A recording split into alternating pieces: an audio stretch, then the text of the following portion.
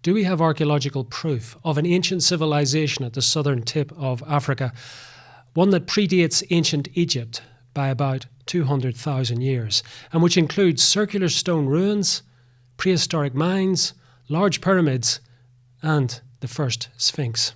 Time to dig deep here on Things Visible and Invisible.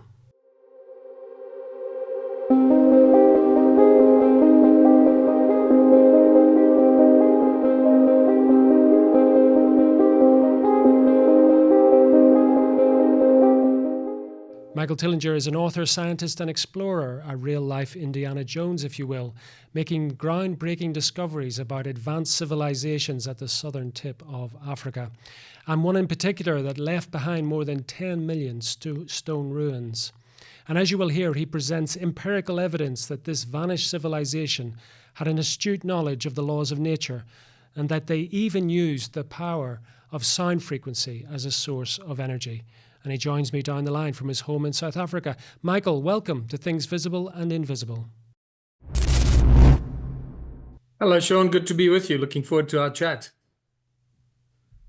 Michael, there's been much talk of ancient civilizations in different parts of the world. How did you come across this one in Africa? Well, Sean, the ancient ruins of South Africa have been written about since the late 1400s, believe it or not. When the Portuguese first came around the Cape of Good Hope, they came onto the land, they found whatever locals were living there, and they discovered the stone circle ruins. And so this is not something new. It's just nobody really understood the significance of the ruins because they didn't really investigate how many of these ruins there are. So over the years since 1400s, then in the 1700s with the discovery of Great Zimbabwe, that brought a lot of attention to Southern Africa, which is all connected, by the way, to the stone circle ruins that I'm talking about. Great Zimbabwe is part of that ancient vanished civilization. Very other few people connect, especially our academics in Southern Africa certainly don't seem to make that connection.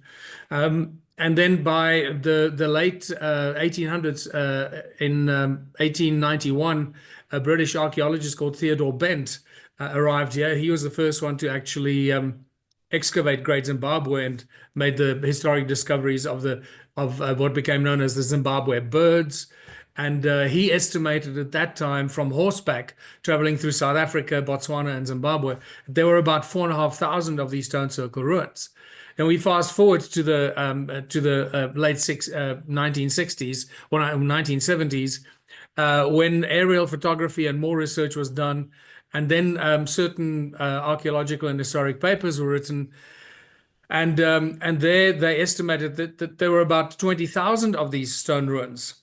And that's the paper and that's the research that I discovered in 2004 while I was writing Slave Species of God. And that blew my mind. I thought, 20,000 stone ruins in South Africa. How come we don't know about it? That's a lot of ruins. And South Africans just don't know about it. It's not published anywhere and not making any kind of fuss about it.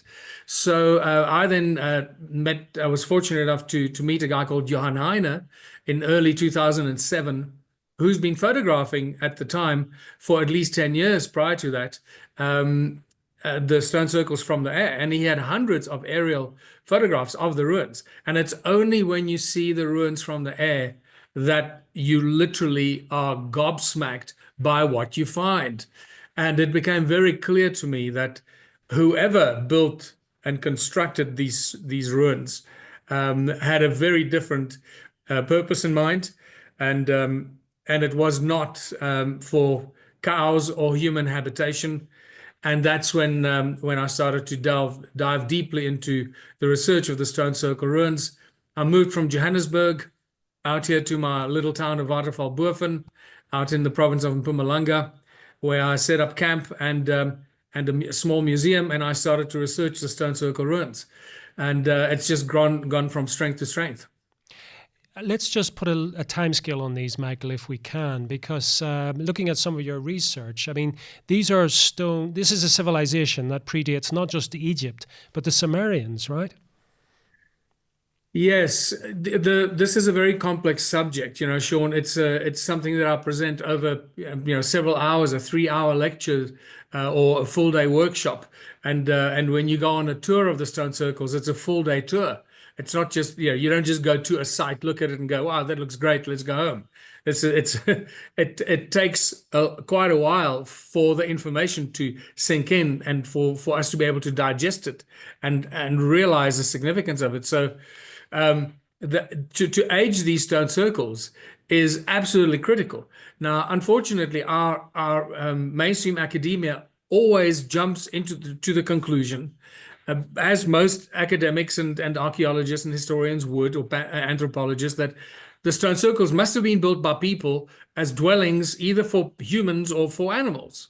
And that's the mistake. That's the first mistake they make. And they unfortunately stuck to it when they first discovered them, and they're still sticking to that narrative now. Although we have overwhelming evidence already written up in archaeological papers and digs and research from 1931, was it 1939, where they clearly show that the original structures had no doors and entrances. And that's what they should be asking. So, why are the structures built with no doors and entrances if they were built for people or animals?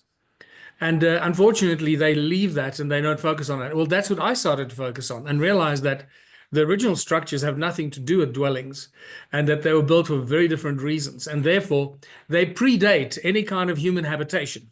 Yes, people did occupy the stone ruins. They did convert them to places of where they occupied and lived in, and to keep their cows and whatever other animals they would have kept at the time. But those are just habitation. Those are using the ruins for their own purposes and their own needs, like we do when we make discoveries of ancient structures, or if you would find an abandoned castle in the middle of nowhere and you needed a place to live, you'd convert it for your needs, but it doesn't mean that you built the castle. So my argument is always proof of habitation is not proof of construction. Well, and yeah, if they weren't for human habitation, what were they for? Well, that's where the whole story becomes really exciting. And for someone who's got a scientific mind, especially if you understand, like I do, and have studied for many decades, the importance of sound, resonance, and frequency, and the effect of sound, resonance, and frequency on the nature of reality, from magnetic fields to electromagnetic fields, and how those are all interwoven, the toroidal fields and the structure of toroidal fields and so forth. You realize very quickly when you start looking at the stone circles that they resemble very strongly cymatic patterns, or shapes that are formed when sound vibrates into physical form. You take sand and you put sand on a metal plate and you put a sound frequency through it. Each sound frequency gives you a perfectly unique shape that is formed by that sound. And that study is called cymatics. And I realized that each stone circle actually represents the sound frequency that comes out of the ground at that specific point. And that's why they're all such special and unique shapes. And that's why they have no doors and entrances, because they were actually generated to harness energy, to capture the vibrating energy and the frequencies of the earth, because we know that the earth rings like a bell. That's not a secret. The earth rings all the time, puts out all kinds of frequencies, from the Schumann resonance and many other frequencies at different vibrational, different frequencies. And these stone circles were structured to capture these frequencies and vibrate them through the walls. And we started to measure in 2010 by accident. A lot of discoveries happened by accident. We started to measure sound frequencies into the gigahertz, magnetic fields, magnetic anomalies inside the stone circles, where you lose GPS and things like that, and phone signal, and et cetera, and electromagnetic fields that flow throughout the walls. And I realized, and the only conclusion that you can reach is that the stone circles are energy generating devices. Well, I mean, what you're talking about is, as you say, it's extremely exciting. It's extremely interesting.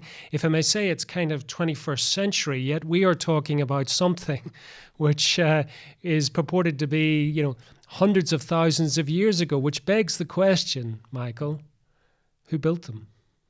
That is the very the fundamental question here, and all the indicators point to what the Sumerian texts write about the beings that gave the Sumerians all their knowledge, and that's the Anunna gods, the Anunna gods from Enlil, Enki, and that whole Sumerian hierarchical, royal order, or the gods, the Sumerian gods, and their quest for gold.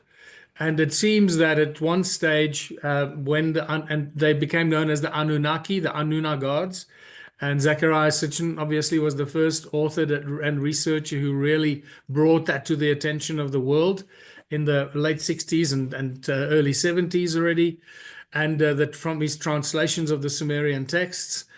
And so everything that I've discussed so far, I have been able to show over the last 20 years the connections and the weird accidental discoveries that connect the stone circle ruins of southern Africa, including Great Zimbabwe and the thousands of ruins in Zimbabwe, to the Anunnaki's gold mining activities here in South Africa or southern Africa.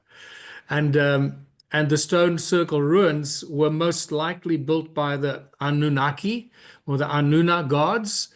And it's directly connected to their quest for gold, which was then connected to the origins of of humankind, or the creation or the cloning of the first Adamu, as the Sumerian texts write about, mimicking or paralleling or echoing the story in the Bible of the creation of Adam, and then Eve fathomed from Adam's rib and so forth. The same kind of stories we read in the Sumerian texts that can be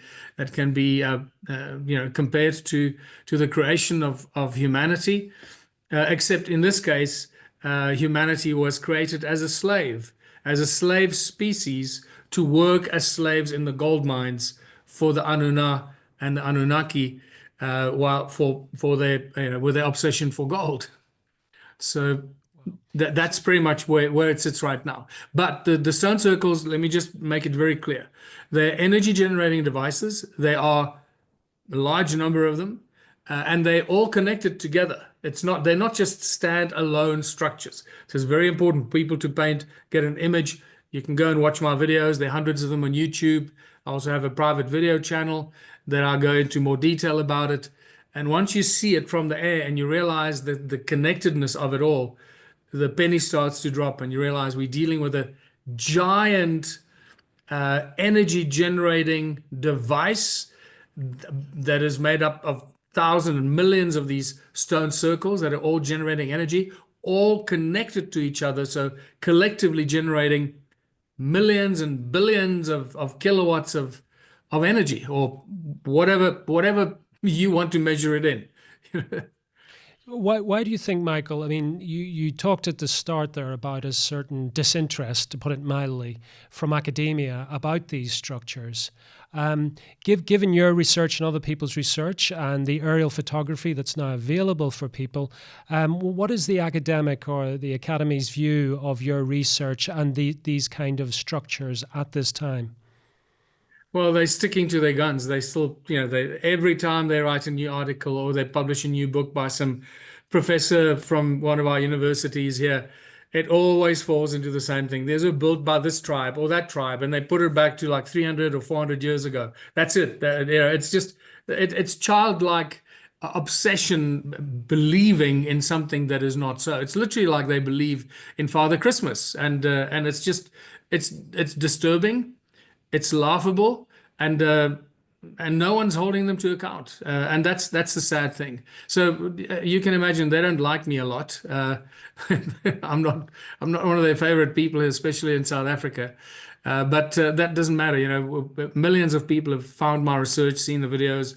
Millions of people resonate with the research that I present, and I just present what I find, and because of my knowledge of sound and frequencies and magnetic fields and all that kind of research, I've been able to connect the dots, which, if it doesn't matter how many degrees you've got, what position you hold at any university, if you don't understand cymatics, if you don't understand vibration, resonance, and frequency, and its connectedness to our nature of reality, if you don't understand how toroidal fields function and how balanced magnetic fields work, that help to, manifest everything in reality, as Max Planck says, through the infinite field of consciousness, then you're not going to be able to connect those dots, and you're never going to be able to understand what the stone circles are about and why they were created.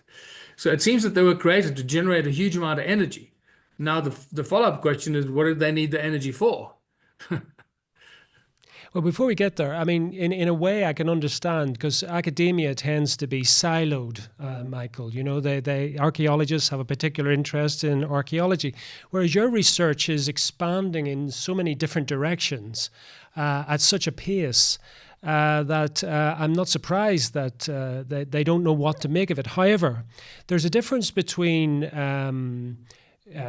discounting a theory, but also maybe looking at what you're finding, taking some of it and constructing or using it for their own theories.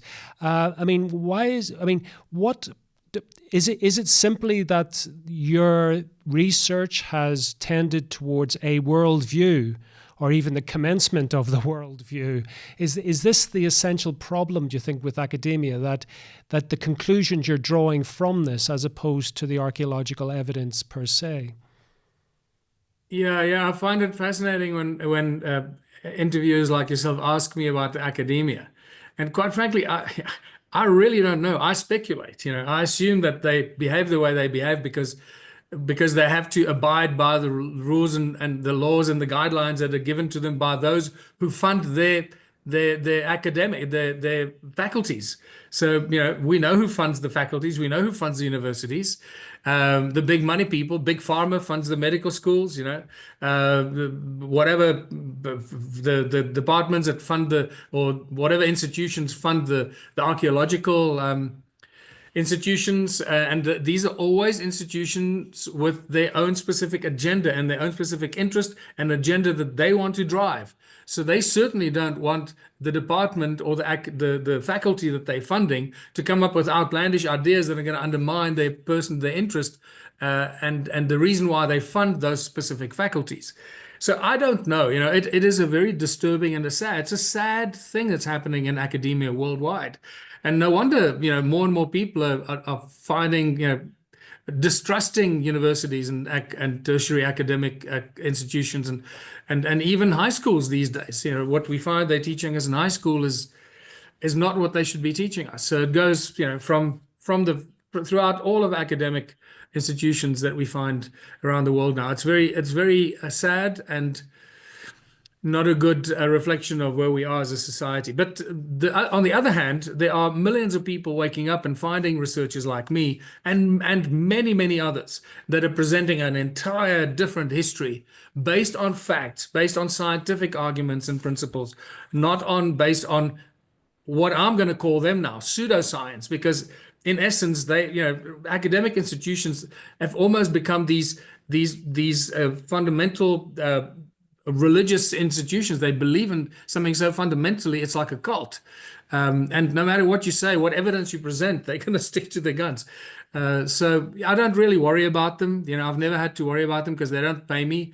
I do my own thing. I've done my own thing for 20 years now doing this research.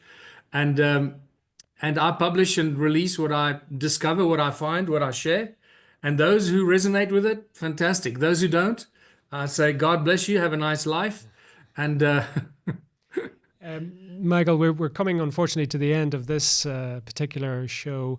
But if I was to say to you, can you point me to one artifact or one ruin in particular that you would take a doubting scientist to, that you would say, look, how do you explain this? Or this explains maybe other things you haven't thought about.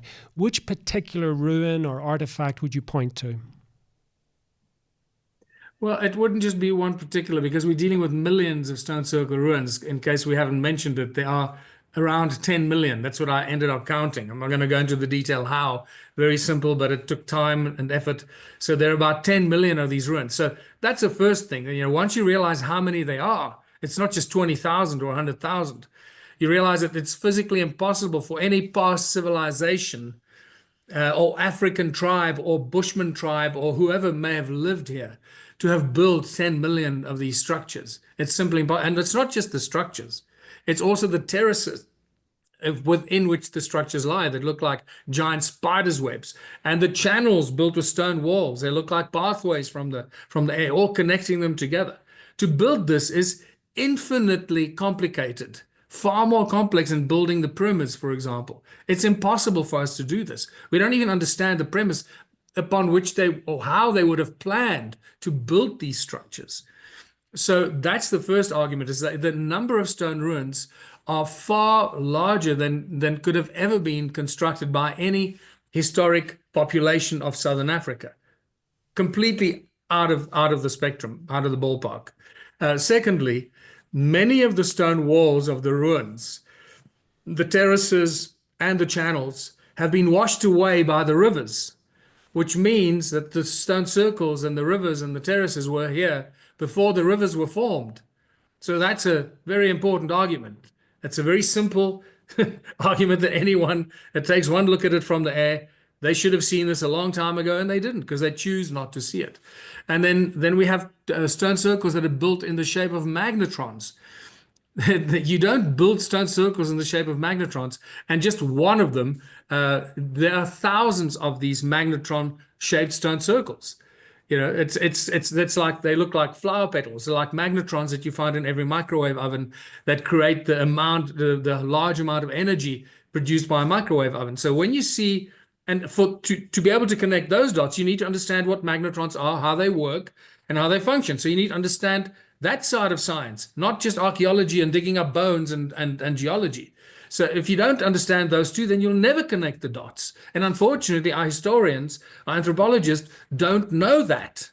So, and then obviously the tools, the Taurus stones, the cone-shaped tools that I've been collecting, measuring the energy fields in the stone circles, measuring the energy fields of the stones, of the Taurus stones, the fact that they generate energy, they suck ambient sound from the one side and they amplify it, pushing it out to the other side. This is all very simple, but you need to understand the scientific principles behind it. Fascinating. Michael, for now, tell people where they can find out more about you and pick up a copy of one of your many books.